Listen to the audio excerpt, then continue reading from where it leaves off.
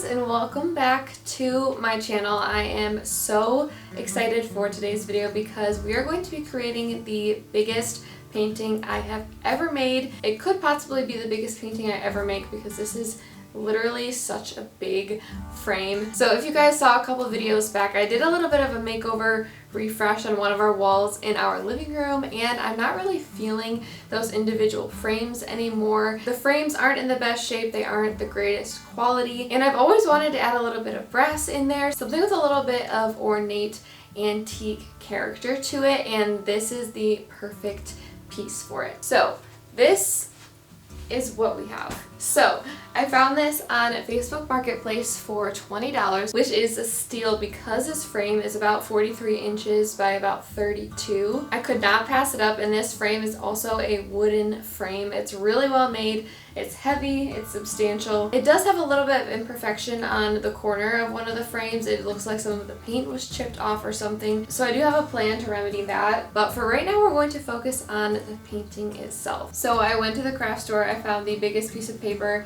that I could. This is about 30 by 40 inches. It's obviously not going to be perfect scale to our frame. My goal is to actually paint the painting first, and then we can sort of cut it down to the size that we need it. And obviously this isn't big enough to cover the whole entire frame. In an ideal world, that would be great, but this also gives us the opportunity to play with adding a mat, adding a little bit of a different color. So I do have some plans for that as well. But I ended up going with watercolor paper. This paper is really nice. It's really porous. It feels a lot like canvas. It has a little bit of texture to it. It also has these really fun sort of jagged edges. I'll show you guys what that looks like up close, but I think that would be fun to sort of incorporate into it once we put our mat in and everything. So that is what we're going to be starting on today. As for the painting itself, if you've been around for a while, there's a certain type of art that I really like, specifically landscapes. I want to do something a little bit different than what I usually do. It's sort of the same variation, but obviously a little bit different, and also the scale is going to be a lot bigger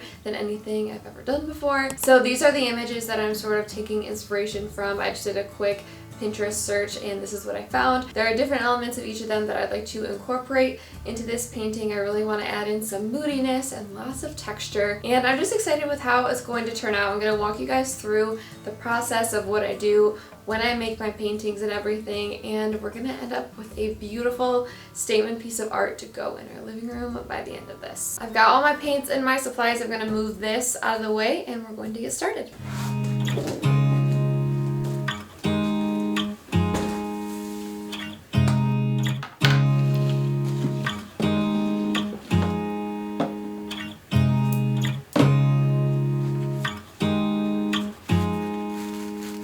So after gathering inspiration, the first thing that I do is always mix my colors. The actual painting itself, I feel like, doesn't take a lot of time, especially since I use acrylic paints. Acrylic paints dry pretty fast. If you use something like oil paints, it takes quite a bit longer for it to all dry. So this is a pretty big piece of paper. I actually did buy some bigger brushes while I was at Hobby Lobby.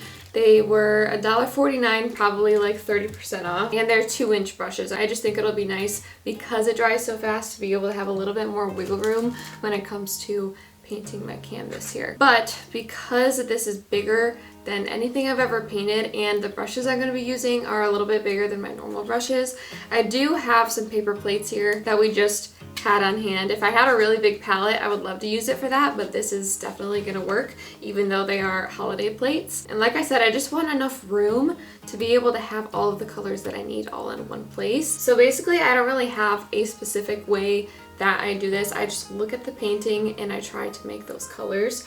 Some of these colors, I have like this bright saturated green. It's called Festive Green. I also love the brand Americana if that's something that you want to get into. This is a really good acrylic paint type thing, but this is pretty saturated, so I'm probably going to use I'll probably pull out some red to just dull it a little bit so it's not so saturated to make my dark greens.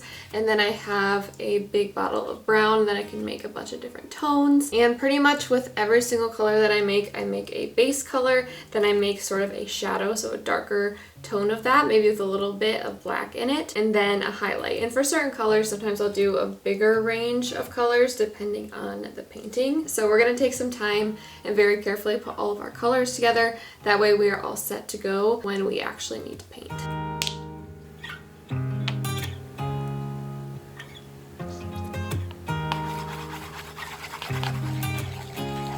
pro tip, if you ever want to make like a really light version of a color, so like a light version of this blue, always start with a bunch of white and then add in just the tiniest bit of that color, and then you just keep on adding until you get that color.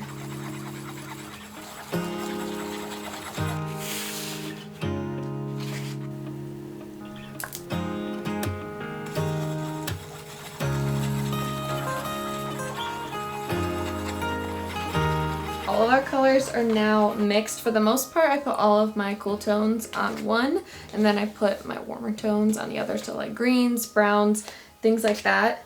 Now that I'm seeing that, I forgot to make a really dark brown, so I'm gonna make that quick. But essentially, I'm gonna start with the background of the painting and sort of like the clouds and everything like that, and work your way forward to the foreground and things like that. So I'm going to start towards the top of my canvas and sort of work my way down, I think is my game plan. To get my paint to last a little bit longer so I have more time to blend, I am going to use just some clean water and just put it all over the surface.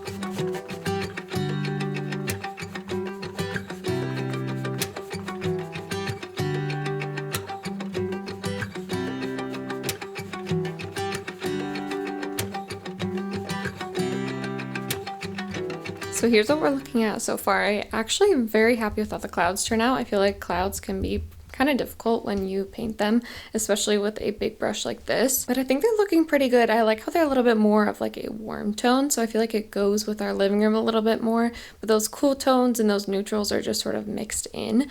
So I'm thinking next I want to start adding a little bit of depth. I'm thinking maybe some mountains or something. That was something that popped up in a lot of the inspiration photos, just to sort of ground it and also clean up this line a little bit. And I feel like using the water just to sort of give myself a little bit of wiggle room when it comes to blending the paint worked actually pretty well, so I am going to do that again with the sort of bottom half of this. But after we do like the sort of mountains in the background, I think we can start bringing in the greens and the trees, like everything that's going to make it look really lush and beautiful.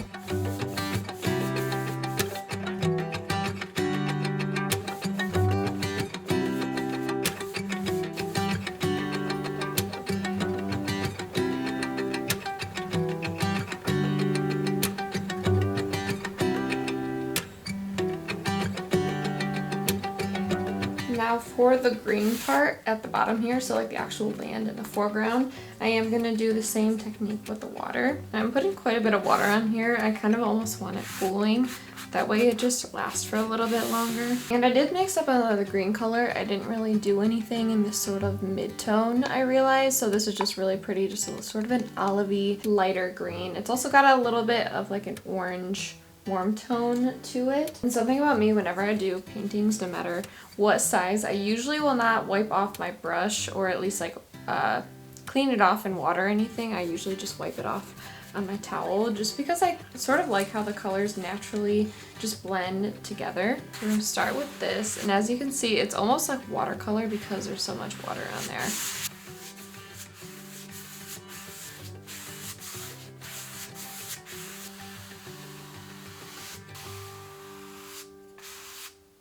So while this is still wet, I want to add in some of my warmer tones as well as a little bit of depth and color. So I'm going to start with this orangey tan color, and I'm just going to sort of randomly put it all over.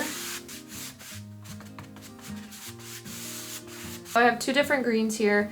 This one's a little bit lighter, it's kind of hard to tell on camera, and then this one is my really, really dark green, and I also have some browns that I can mix in if I think I need those. So I'm going to start with the lighter of the two, And I'm gonna use this to sort of build out a little bit of depth. We might need to let it dry just a little bit because it is quite wet. But we're just sort of building up that color so we can start creating some dimension. I actually might be putting this sort of all over because it's sort of mixing with the paints and making it lighter. And I think my green maybe was a little too saturated that I started with. So I feel like this is actually neutralizing it really well.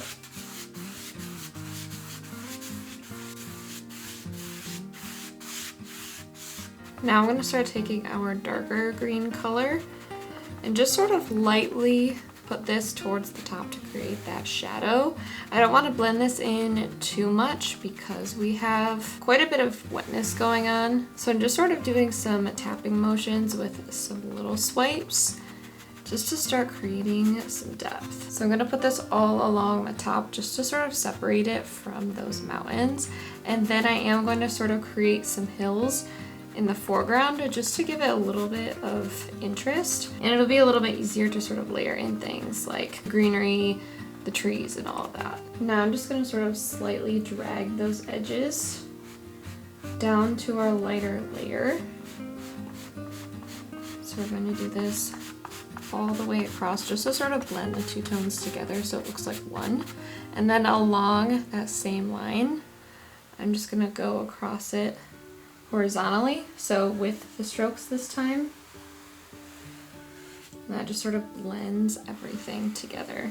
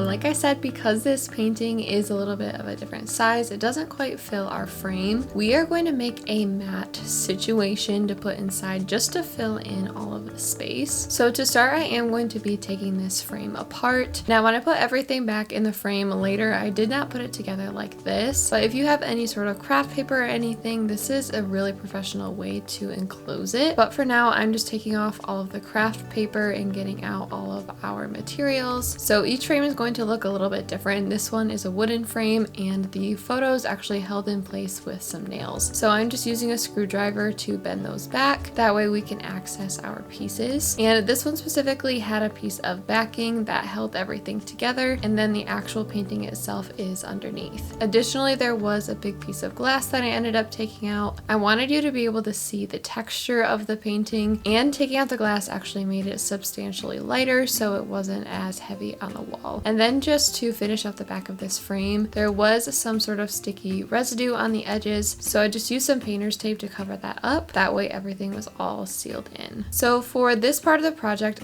hindsight, I probably would have done it a little bit differently. The most cost-effective way to make a mat this large is to use fabric to cover it. So this only cost me a couple dollars at the craft store, and I ended up going with black because I wanted to add some contrast as well as some depth to this overall painting. So I ended up using the original painting itself and essentially covering it in this fabric. What I would have done differently is actually cut out the mat, so cut out the middle and then wrap it that way. That way we were able to cover up the edges of the painting. But overall, I feel like this technique worked pretty well. So I am essentially going to treat this as an upholstery project. I'm going to pull the fabric tight on one end, and I'm just using some hot glue to hold it in place. So I'm starting with the long ends, and again, just pulling those nice and tight. And then I switch over to the opposite side. That way I can pull directly across and make sure that they are both really tight.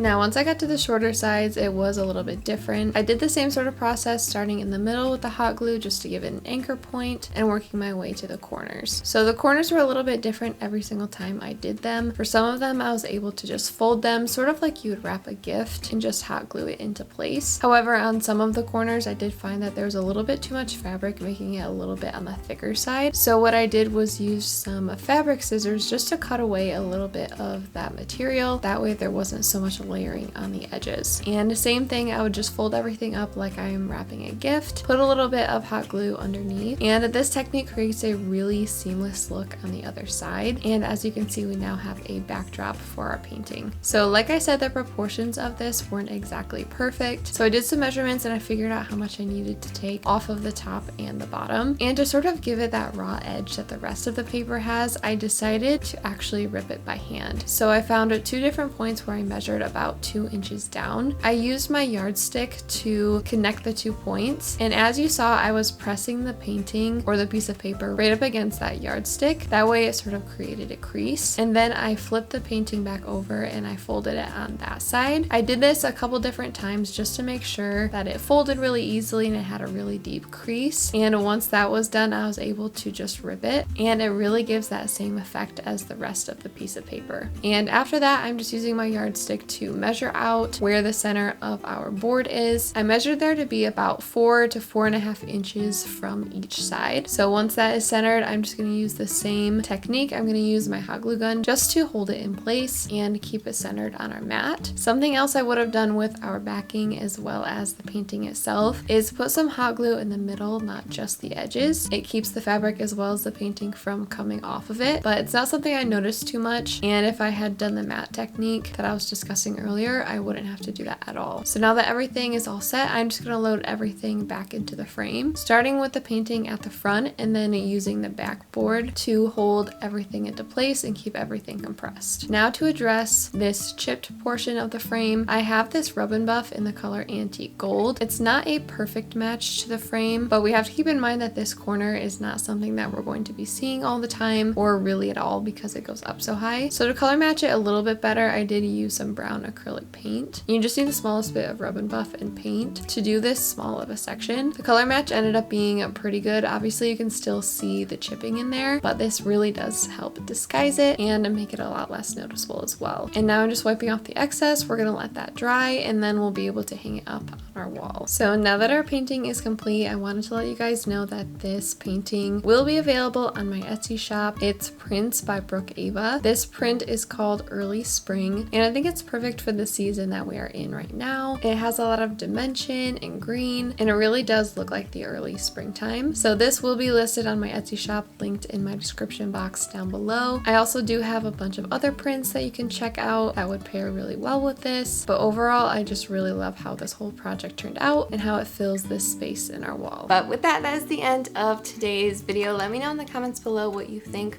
of our new painting. Do you like the bigger scale, something a little bit different than the multiple different frames for a gallery wall? Is this something you would do yourself? Is this something that you just look to Etsy for? And again, if you guys are interested in this particular print, I will have it linked down below in my description box, and it will be on my Etsy shop for you guys to download. So we're gonna be getting into some spring decorating really soon. My mom actually had some knee surgery earlier last week, so we do have a really big piece of PT equipment in our living room, so I'm kind of waiting for that to go away. That way I can sort of get the full feel on the painting situation and also just spring and decorating in general. So make sure you stay tuned for that. Lots of fun decorating is on the way.